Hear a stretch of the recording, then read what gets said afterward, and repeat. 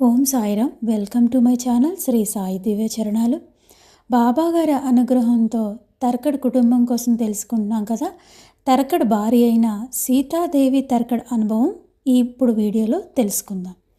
సాయి సచ్చరిత్రలో చదువుకున్నాం కదా. తర్కడ్ భార్యకు కొడుకుకు ఎంతో అనన్యమైన భక్తి బాబాగారి పట్ల. అయితే మహారాష్ట్రలో ఒక సాంప్రదాయం ఏంటంటే, ఎన్ని తీర్థయాత్రలు చేసినా, ఎంతమంది మహనీయుల్ని కలిసినా అక్కడ ఉండేవారి మనస్తత్వాలు ఒకసారైనా జీవితంలో పండరీ యాత్ర చేయకపోతే ఆ జీవితం వ్యర్థం. వార్కారీ సాంప్రదాయం ఎక్కువగా ఉండేది మహారాష్ట్రలో. ఆ యాత్ర చేయాలని మహారాష్ట్రలో ఉన్న వాళ్ళందరూ కూడా ఎంతో ఎక్కువగా కోరుకుంటారు.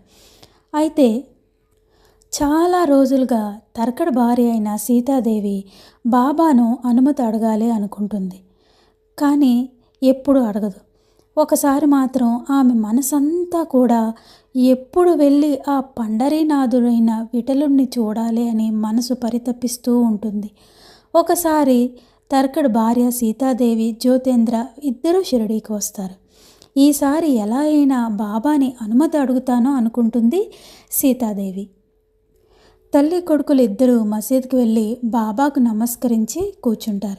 సీతాదేవి తర్కడ్ ఇలా అడుగుతుంది, బాబా, మీ దయ వలన ఈరోజు ఇక్కడికి మేము వచ్చాం. మీ దయ వలన మా కుటుంబం అంతా కూడా బాగుంది. ఎప్పుడు మీరు మాతోనే ఉన్నారని అనుభూతిని మీరు మాకు ఇస్తూనే ఉన్నారు అనుక్షణం. ఆ భావంలోనే మేము అందరూ ఉంటున్నాం. అయినా సరే ఒక్కసారి ఆ పాండురంగ విఠలుని దర్శనం చేయించండి బాబా. నా మనసంతా ఆ పాండురంగ విఠలుని దర్శనం చేసుకోవాలని పరితపిస్తుంది బాబా. దయచేసి నాకు అనుమతి ఇవ్వండి అని అడుగుతుంది శ్రీమతి తర్కడ్. అప్పుడు బాబా ఇలా చెప్తారు, అమ్మా, అక్కడ ఉండే పాండురంగ విఠలుడు నీ ఎదురుగానే ఉన్నాడు కదా తల్లి. నువ్వు నా బిడ్డలాంటి దానివి. నువ్వు అనవసరంగా వ్యయ ప్రయాసాలతో నువ్వు అక్కడికి వెళ్ళి అక్కడ యాత్ర నీకేమైనా ఇబ్బందికరంగా మారినా, నీ మనసు బాధపడినా నేను బాధపడతాను తల్లి. నువ్వు నా బిడ్డవు కాబట్టి నేను చెప్తున్నాను. ఆ పాండురంగ విఠలుడు ఇక్కడే షిరిడీలోనే ఉన్నాడు తల్లి అని చెప్తారు బాబా. అయినా కూడా మళ్ళీ సీతాదేవి తర్కడ్ మళ్ళీ బ్రతిమలాడుతుంది, బాబా ఒక్కసారి నా మనస్సు తల్లడిల్లుతుంది. బాబా ఒక్కసారి వెళ్ళి రావడానికి నాకు అనుమతి ఇవ్వండి బాబా. మీరు ఆ పాండురంగ విఠలుడు ఒక్కలే నాకు తెలుసు. అయినా సరే నాకు ఎప్పటి నుంచో ఈ కోరిక ఉండిపోయింది బాబా. దయచేసి ఈ ఒక్కసారి అనుమతి ఇవ్వండి బాబా అని అంటారు.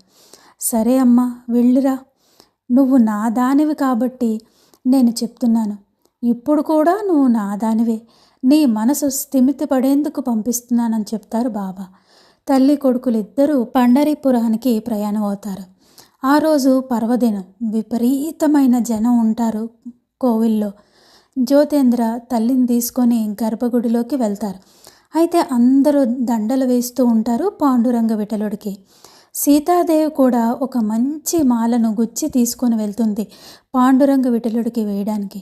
కానీ ఆమె చాలా పొట్టిగా ఉంటుంది. ఆ విఠలుడి మెడలోని ఆ మాలను వేయలేకపోతుంది సీతాదేవి. ఆమె ఎంతో బాధపడుతుంది. అక్కడ ఉన్న పూజారులు ఇలా అంటారు, ఇలా ఇవ్వు తల్లి, మేము వేస్తాము అని అంటారు. కానీ తర్కడ్ భార్య, లేదు లేదు, నా పాండురంగుడికి నా చేతులతో నేనే మాలను వేయాలి అని అంటుంది. కానీ ఆమె వేయలేకపోతుంది. కొడుకు జ్యోతేంద్ర తర్కడ్కి ఆందోళన పెరిగిపోతుంది. ఎంతో దూరం నుంచి వచ్చాం. ఇప్పుడు కనుక పాండురంగడు మెడలో మాల వేయలేకపోతే ఆమె యాత్ర సంపూర్ణం కాదు. ఆమె చాలా బాధపడుతుంది. అక్కడే బాబాను ప్రార్థిస్తారు జ్యోతేంద్ర. ఇక్కడ ఉన్నది నువ్వే, అక్కడ ఉన్నది నువ్వే బాబా. కాబట్టి నువ్వు ఒక్కసారి విఠలుడికి చెప్పు బాబా అని ప్రార్థిస్తారు. ఒక్క క్షణం ఆగి మళ్ళీ తల్లిని తీసుకొని గర్భగుడిలోకి వెళ్ళి మాలను వేయించడానికి తీసుకువెళ్తారు జ్యోతేంద్ర. ఎంత ఆశ్చర్యం అంటే, నడుం మీద చేతులు పెట్టుకున్న ఆ విఠలుడు విగ్రహం ఒక్కసారిగా తల ఉంచినట్లుగా కనిపిస్తుంది జ్యోతేంద్ర తరకడికి. ఆ తల్లి సులువుగా మాలను వేస్తుంది. ఆమె ఆనందానికి అదుపులు లేవు. ఎంతో సంతోషిస్తుంది. ఒళ్ళు పులకించిపోతుంది సీతాదేవి తరకడికి. అది చూసిన జ్యోతేంద్ర తరకడికి ఎంతో ఆశ్చర్యం. ఇదేంటి, విగ్రహం వంగడం ఏంటి? జ్యోతేంద్ర తరకడు అలాగ చూస్తూ ఉండుండగా ఆ విగ్రహం వంగడం, ఆమె మాల వేయడం కూడా జ్యోతేంద్ర తరకడు చూస్తారు. ఒక తన్మయత్వంలో మునిగిపోతారు.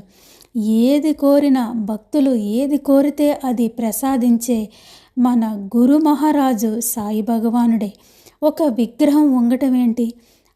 తన భక్తురాలు తన బిడ్డ కోరింది, ఆ కోరిక తీర్చారు మన సమర్థ సద్గురు సాయినాథుల వారు. ఎంతో కృతజ్ఞతలు తెలుపుకుంటారు. ఎంతో చక్కగా యాత్ర పూర్తి చేసి మళ్ళీ షిరిడీకి వచ్చి జ్యోతేంద్ర తరకడు ఎంతో పొంగిపోతారు. సీతాదేవి తరకడు ఇద్దరు కూడా పరిపరి విధాలుగా బాబాకు చెబుతూ యాత్ర కోసం బాబాకి ఎంతో కృతజ్ఞత తెలుపుకుంటారు ఇద్దరు కూడా. చూసారా, బాబా తన భక్తుల కోసం ఎలాంటి కోరికైనా మంచి కోరికలు ఎంత చక్కగా నెరవేరుస్తారో. ఎన్నో మంచి అనుభవాలు ఇచ్చారు ఆత్మారాం తరకడు కుటుంబానికి బాబా. అలాగే ఆత్మారాం తరకడు నాన్నగారు అమ్మగారికి కూడా ఒక మంచి అనుభవం ఉంది బాబా గారిది. అదేంటో నెక్స్ట్ వీడియోలో తెలుసుకుందాం. ఓం సాయిరామ్. సమర్థ సద్గురు శ్రీ సాయినాథ్ మహారాజ్ కి జై.